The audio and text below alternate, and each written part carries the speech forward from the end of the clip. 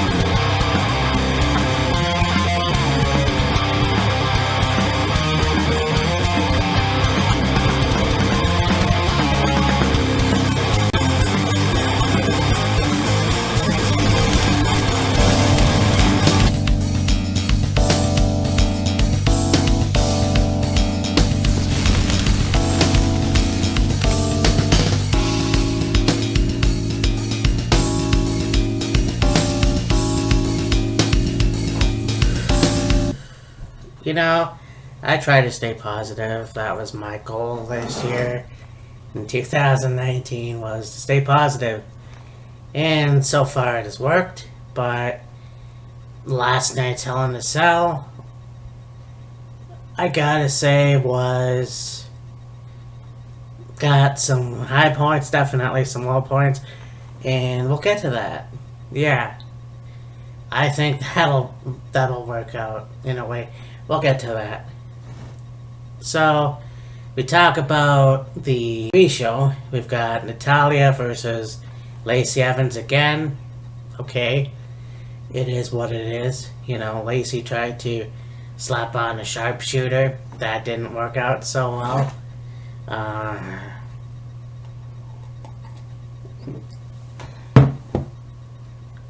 Yeah, and it was a pretty good match. You know, Natalya won, and they had the referee put up her arm. Lacey gets up, and you think that she's gonna retaliate, but Natalya does a surprise women's right of her own, and yeah, leaves the ring. You know, I always give Natalya a lot of flack, and I've given her a lot of flack over the years. I mean, she's a decent person in real life, obviously. If you've watched it on Sunday, it was a really good match. You know, yeah, it wasn't spectacular or anything, and they've been having a lot of matches over the last couple weeks, but who knows what's going to happen in the near future. But yeah, Natalya won. That's pretty cool. So, we got Hell in a Cell. We've got the first Hell in a Cell match for the Raw Women's Championship. We've got Becky Lynch versus Sasha Banks, and holy shit! You know, this match was awesome. I gotta tell you, and I love Hell in a Cell matches, I really do. It was fucking amazing. You know, you got chairs, you got stairs, you got ladders even. They had, I think it was, you know, Becky Lynch that had two kendo sticks and put them on where the cage was from one corner to the other, too. And then put the chair up. And she put Sasha on the chair.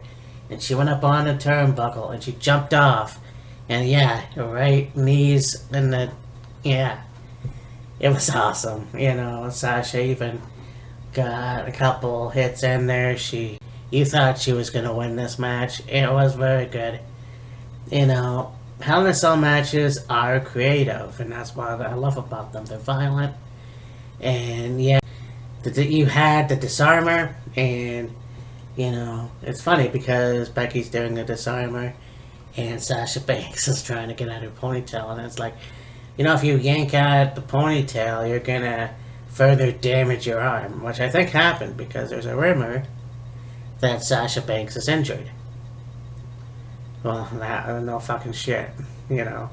But this match was really good, and I think that, you know, Becky retaining was smart.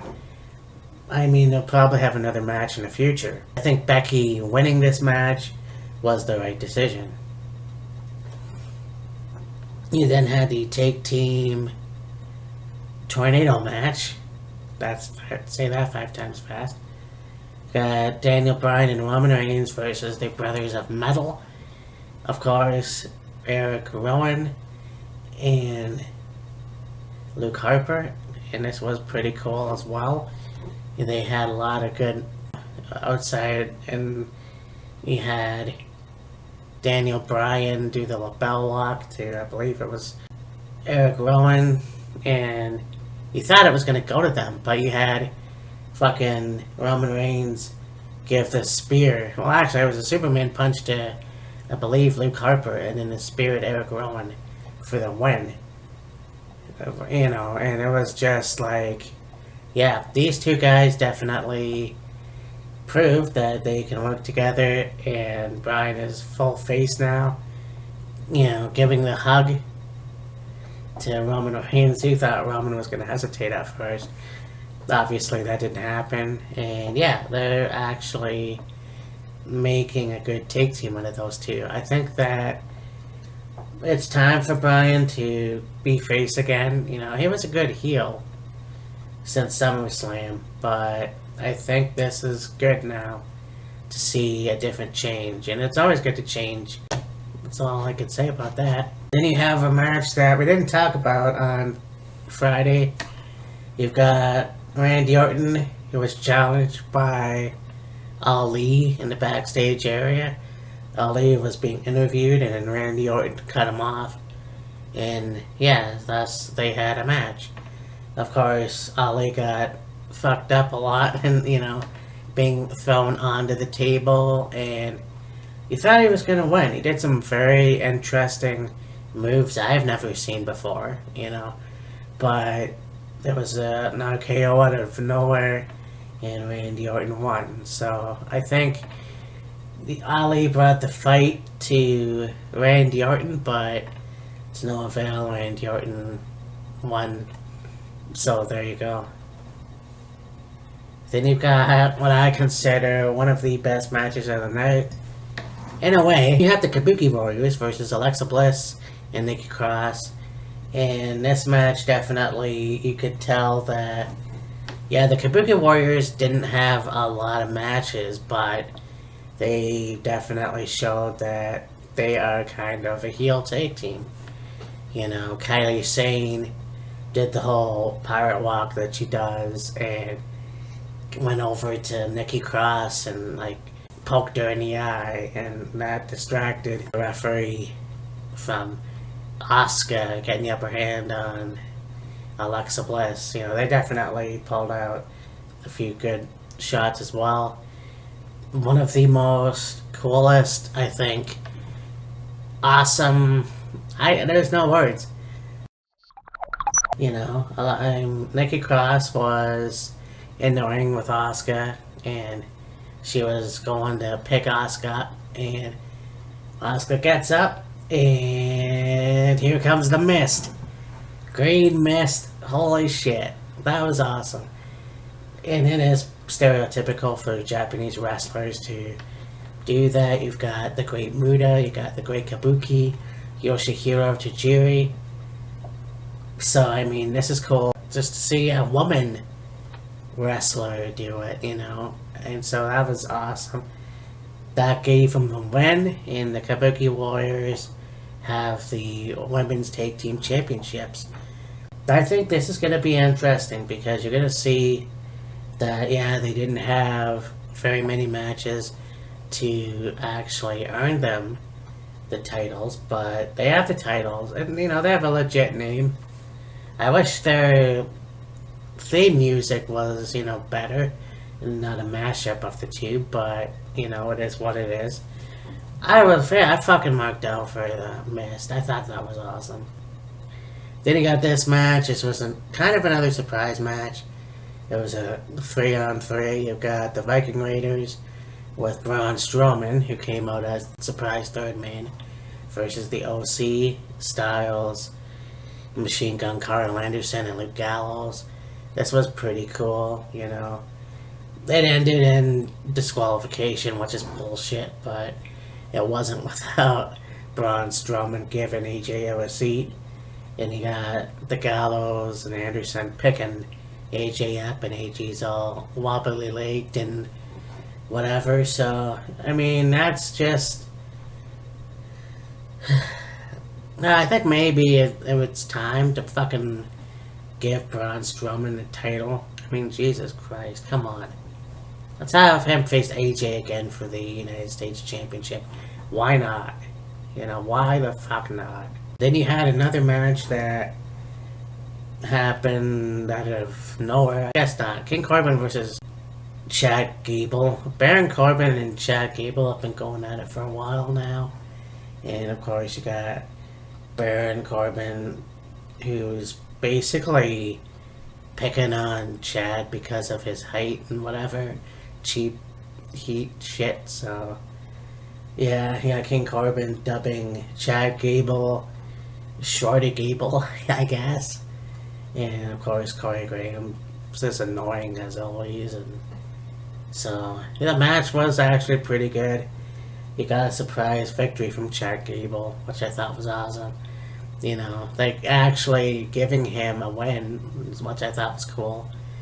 Of course, there's a backstage area interview with Kayla Braxton, and so after the interview with Chad Gable, he goes to leave and gets blindsided by Baron Corbin, and of course thrown to the next room. Actually, yeah, thrown to the next room.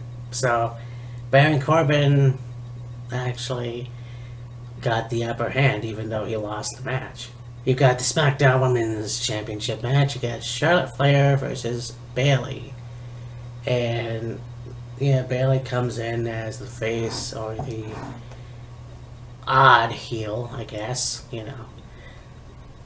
No, this didn't go the way I wanted it to, obviously, but you knew what was going to happen. You knew that Charlotte was going to become 10-time women's champion of some kind, and yeah, so she's now the 10-time SmackDown women's champion, or women's champion in general. Bayley throws a fit. It's the first time, I think, you've seen Bayley throw a fit after a match, so we'll see if this character, the heel character, comes up a little bit more. So that'd be interesting. Then you get the main event.